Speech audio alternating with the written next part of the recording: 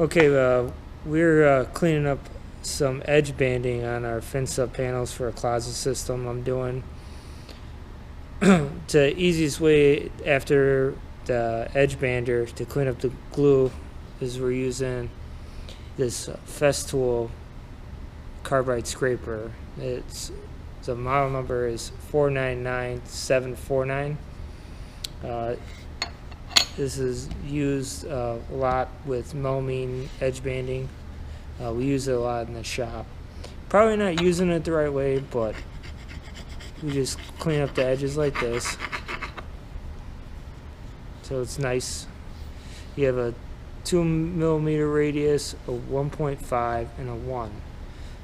And you can round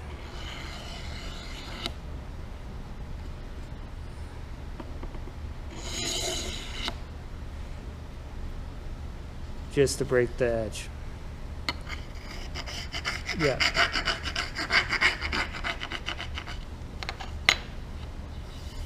It's nice and smooth now and cleans it up. It's a lot easier. But sometimes you have glue that's stuck on where you can't get it off, and you just take a little bit of acetone and it'll clean it up. But for the most part, this does the job.